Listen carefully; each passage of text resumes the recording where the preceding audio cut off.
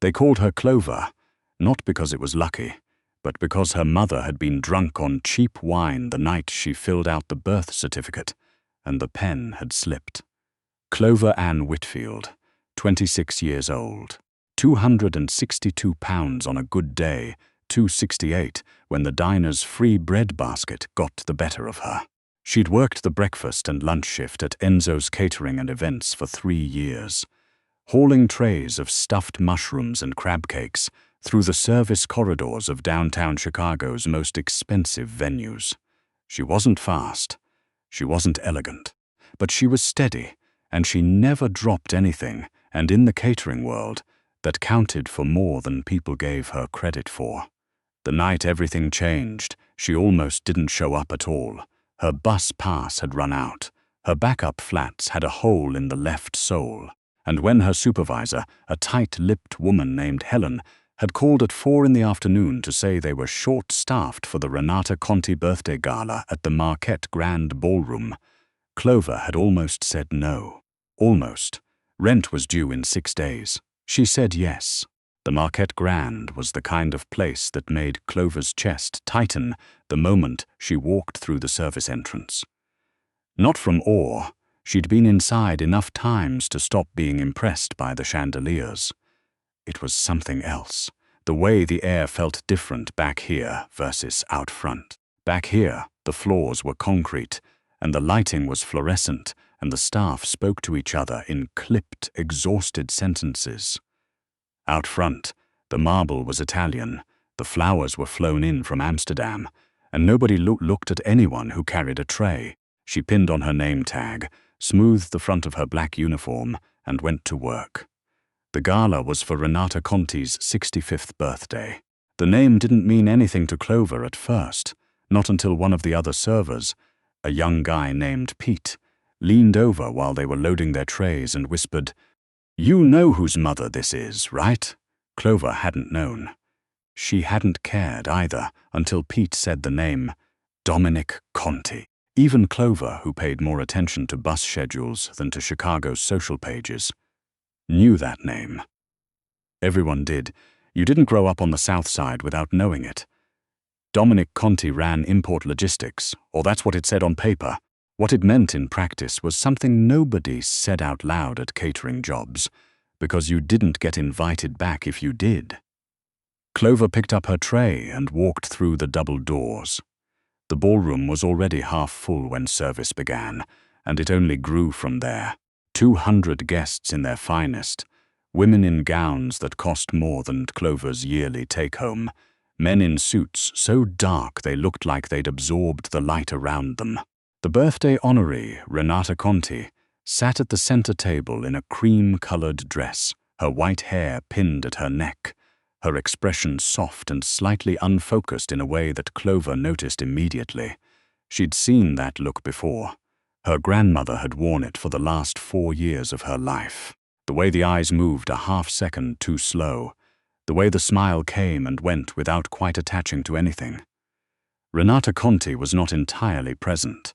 Around her, the family and guests chatted and clinked glasses and pretended not to notice, or maybe genuinely didn't. But Clover noticed. She kept her head down and did her job.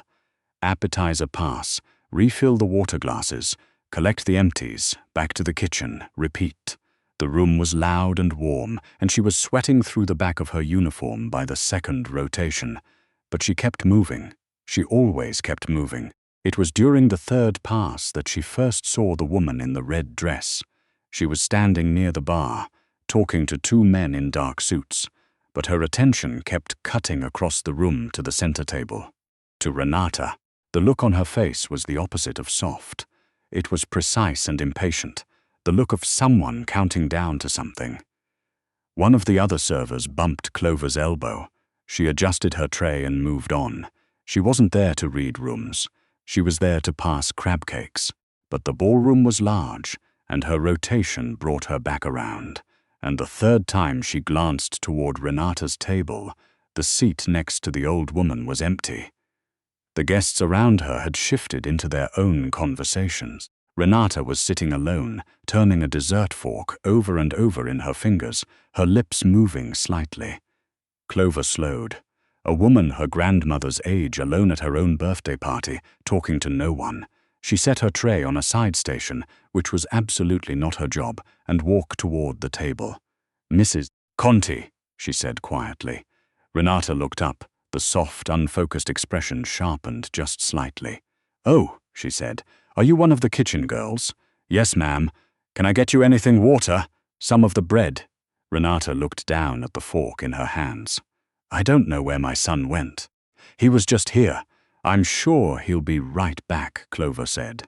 She pulled out the empty chair and sat down, another thing that was absolutely not her job, and set her hands flat on the table. "What's your favorite part of a party like this?" It was the kind of question her grandmother had always responded to. "Give them something to reach for," the memory care nurse had told the family. "Don't correct, just redirect." Renata blinked. Then she smiled, and for a moment the softness in her eyes became something warmer. "The cake," she said. "There's always too much cake, and I always eat too much of it, and I don't regret it even a little." Clover laughed. It wasn't a polite laugh, it was a real one. Same. They sat there for 3 or 4 minutes, talking about nothing, about cake, about the flowers on the table, about the way the chandeliers made everything look golden. Clover watched the old woman's hands relax, watched her shoulders drop a half-inch. She'd been holding herself tense without anyone realizing it, and now she wasn't. It was the heels Clover heard first. Sharp, deliberate, coming fast across the marble. She looked up. The woman in the red dress was walking toward them, and she was not walking the way people walk when they're coming to rejoin a pleasant conversation. Clover stood before she'd made any conscious decision to stand. The woman, tall, dark-haired, with the kind of cheekbones that looked like they'd been placed there on purpose, stopped 2 feet away from the table and looked at Clover the way people sometimes looked at things they intended to remove. "Who are you?" she said. "Staff," Clover said. "Then go back to whatever it is staff does and stop sitting at the family table." Clover glanced at Renata. The old woman had gone still. The warmth in her eyes had dimmed. "She was alone," Clover said. "She doesn't need company from the help." The woman turned to Renata. "Renata, get up. Dominic wants a family photo before the cake." Renata began to push herself to her feet, but her hands were shaking slightly, and the chair scraped and she wobbled, and without thinking Clover stepped forward and put a steady hand under her elbow. "I've got you," she murmured. The woman in red took one look at Clover's hand on Renata's arm, and something in her expression went cold and flat.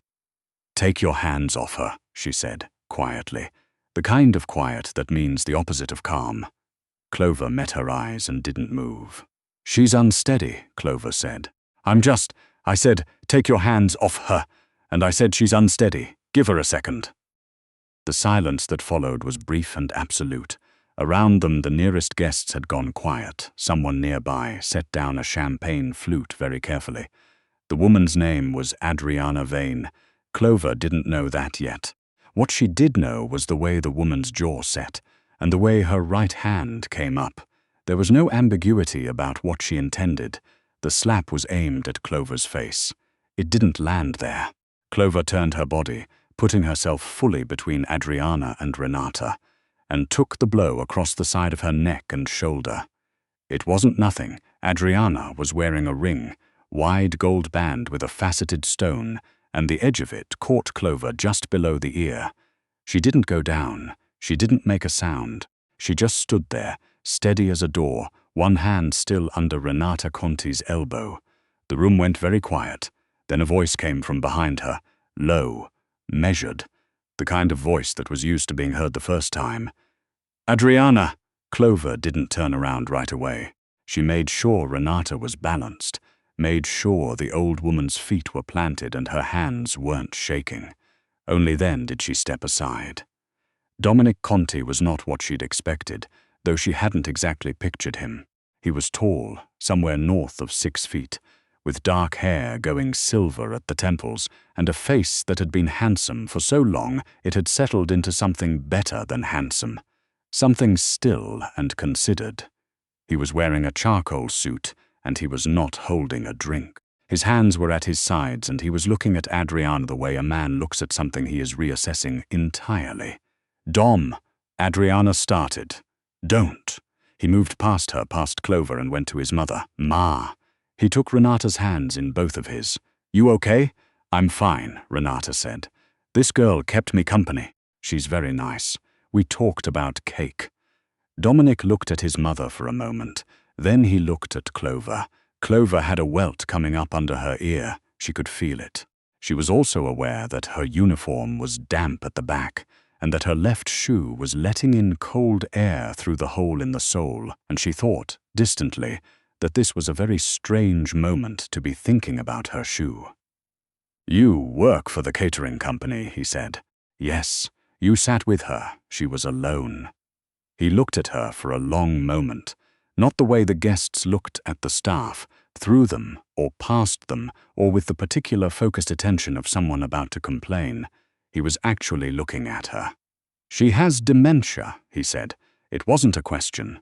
"I know," Clover said. "My grandmother had it too." Something shifted in his face. Not much. Just slightly, the way a current shifts under still water. He turned back to Adriana. Whatever he said to her, he said very quietly. Whatever she said back, it was brief. She left the ballroom in her red dress, with her chin high and her heels still sharp on the marble, and nobody said a word. Dominic spent the next 10 minutes with his mother. He sat beside her and let her talk about cake, and about the flowers, and about a trip she'd taken to Lake Como in 1987. He didn't correct her when she called him by his father's name twice. He just said, "That's right, Ma," and held her hand. Clover watched from a distance, because her tray was still sitting on the side station, and she'd been gone from her rotation for going on 15 minutes, and she was going to hear about it from Helen. She went back to work. She did 2 more rotations. She didn't look toward the family table again. She focused on the stuffed mushrooms and the water glasses and the empties. And when the first course ended and the kitchen called for a break, she went through the service doors and leaned against the concrete wall and pressed the back of her hand to the place below her ear, which had swollen to the size of a plum. Pete came in behind her. "Oh man," he said. "I heard what happened. You okay?" "Fine." "You took a hit from Adriana Vane." He said it like he was confirming a news headline. "Do you know who she is?" "No. Conti's fiancée, or she was, I think, until about 20 minutes ago, from what I'm hearing." He paused. "She's gone." Her whole table left. Clover pressed her hand more firmly against the welt. "Cool," she said. "You're not worried. About what?" "I don't know, the fact that you just got in the middle of. I mean, these are not regular people, Clover." She was going to slap an old woman with dementia, Clover said, at her own birthday party, in front of 200 people. She lowered her hand and straightened up. "I'm going to go get more mushrooms." Pete stared at her. "You're something else, you know that?" She had no idea what she was. She went and got the mushrooms. The second half of the evening passed without incident. Renata's cake was brought out.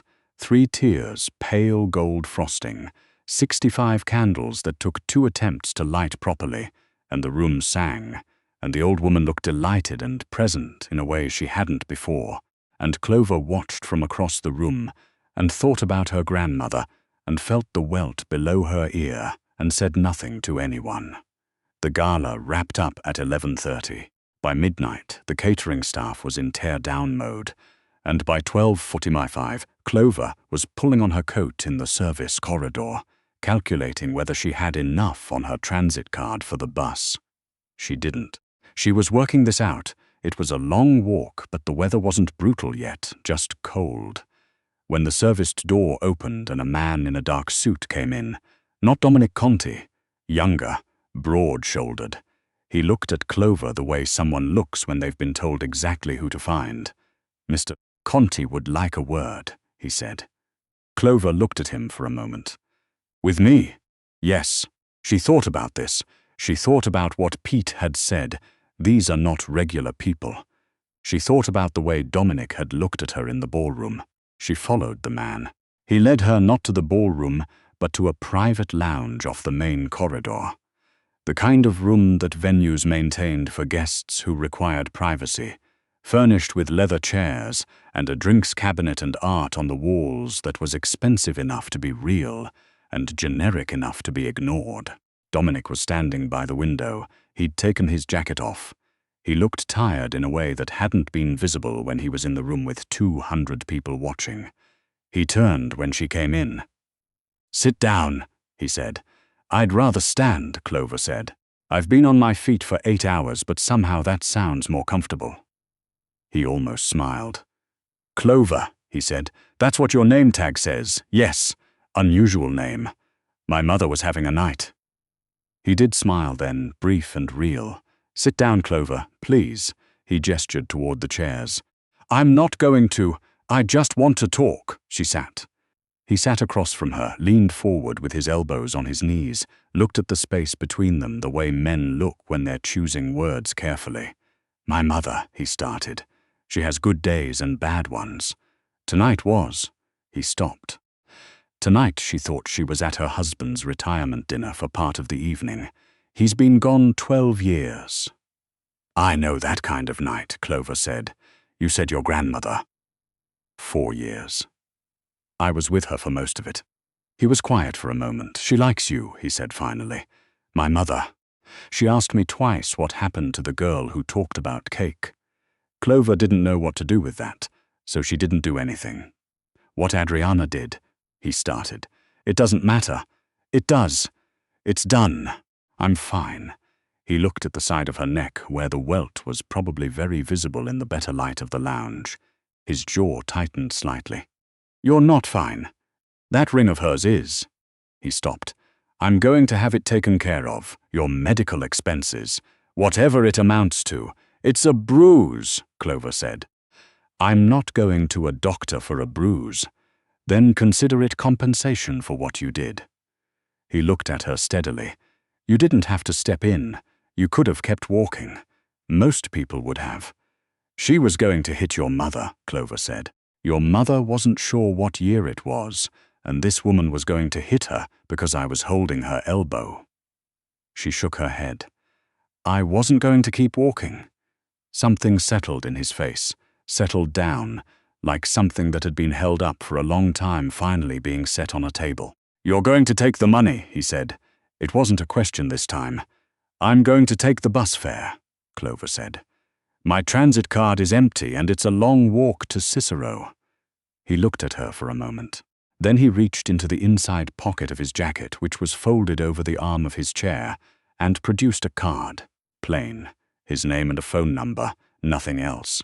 He set it on the arm of her chair. "I want to offer you a job," he said. Clover stared at him. "A job? My mother lives with me. She has a full-time caregiver, Constance, who's excellent. But there are events, functions like tonight, things where she needs to be present but where her condition makes it." He chose his words. "Where it makes the evening difficult. For her. She gets overwhelmed. She needs someone with her who isn't there to manage her, just to be with her, talk to her, keep her calm." "I'm a caterer," Clover said. "I know what you are," he said. "That's not why I'm asking." He glanced again at her neck. "You talked her down in under 5 minutes. You knew exactly what to do and you did it instinctively, and then you sat on the floor with her, essentially." "The chair," Clover said. "And you talked to her about cake until she was relaxed." He looked at Clover directly. "Constance has a degree in geriatric care. She knows the protocols and the medications and the clinical management, but she's never sat with my mother and talked about cake." Clover looked at the card on the arm of her chair, plain white. Just a name and a number. "What does the job pay?" she said. "More than catering. That's a low bar, 28 an hour. Flexible hours. You'd work primarily around her schedule, events, appointments, the occasional dinner." He paused. "I would also want you available some evenings if the regular caregiver needs." "I have a day job," Clover said. I can't just." "I know. We can work around it." She looked at the card. She looked at him. He was watching her with the same expression he'd had in the ballroom. Not through her, not past her. At her, like she was a specific person. She couldn't remember the last time someone who looked like Dominic Conti had looked at her like that. She was honest enough with herself to admit that this was affecting her thinking, and disciplined enough to set it aside. $28 an hour. Rent was due in 6 days. She picked up the card. "I'll think about it," she said. "That's all I'm asking." She stood up. He stood up, which surprised her. She hadn't expected that, and she realized he was taller than she'd registered in the ballroom, and that he was looking at her welt again. "Put ice on that," he said. "I know how ice works," Clover said. "I know you know," he said. "I'm saying it anyway." She walked to the door. She stopped with her hand on the frame and turned back, because there was something that had been sitting in her chest since the ballroom, and she needed to put it somewhere. "Your mother is lovely," she said.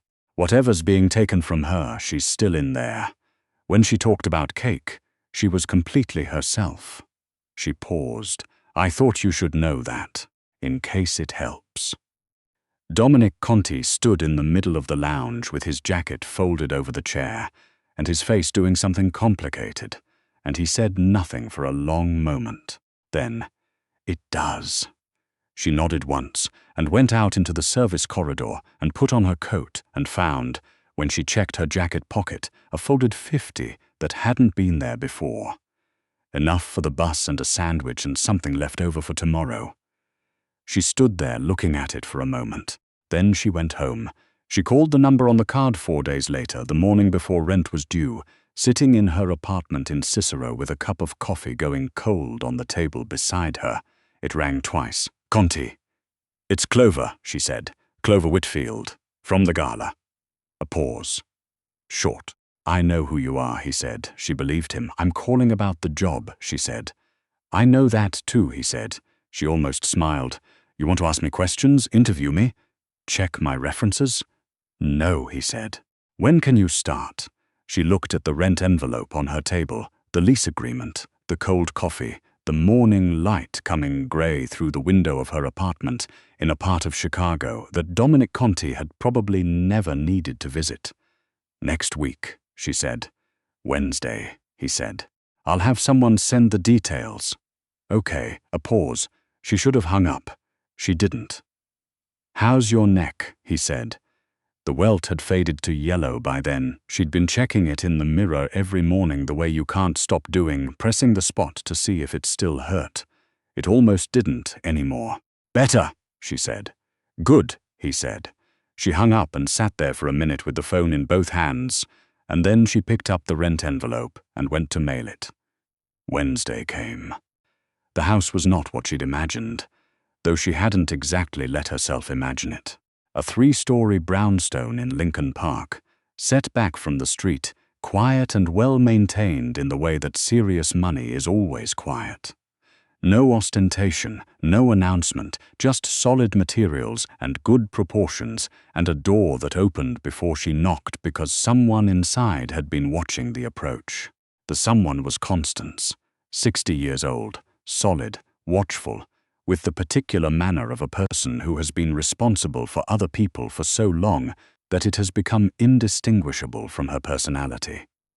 She looked Clover up and down in the doorway. "You're the girl from the gala," Constance said.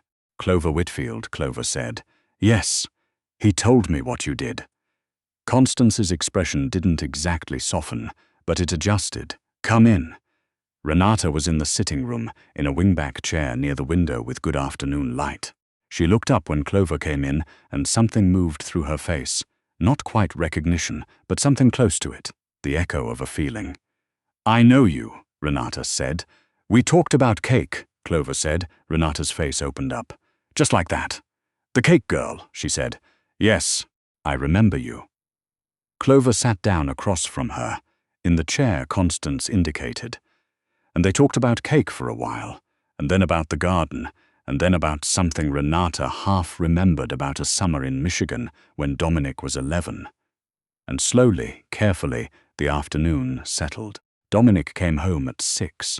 Clover heard the door and a brief, low exchange in the hallway, and then footsteps. She didn't turn from the window, where she and Renata were watching the last of the daylight go out of the leaves on the street. He came to the doorway and stood there. His mother said, "Dominic, the cake girl is here." "I know, Ma," he said. "I can see." Clover turned then. He was in his work clothes, dark suit, no tie, jacket still on, and he was looking at his mother with an expression that was completely different from any expression he'd worn at the gala. Tired and fond and a little raw, the way people look when they think no one else is paying attention. He glanced at Clover. She looked away first, back to the window. "Did you eat?" he asked Renata. "We had cookies," Renata said. "Constance made them, but don't tell her. I told you that. She pretends she didn't." "I won't tell," he said. Clover heard him settle into the chair near the door. He didn't leave. He didn't make noise. He just sat there in the same room while the daylight finished going, the three of them quiet together, while Renata drifted in and out of something gentle. And Clover thought about nothing in particular, and outside the window the street lights came on one by one. She didn't know what this was yet. She didn't know what it was going to become. But sitting in that chair in the last of the October light, with a woman who reminded her of her grandmother, and a man who had looked at her, actually looked at her, for the first time in longer than she wanted to count, she thought that for right now, for this moment, she was exactly where she was supposed to be. And that, for Clover Whitfield, was not nothing. That was in fact everything.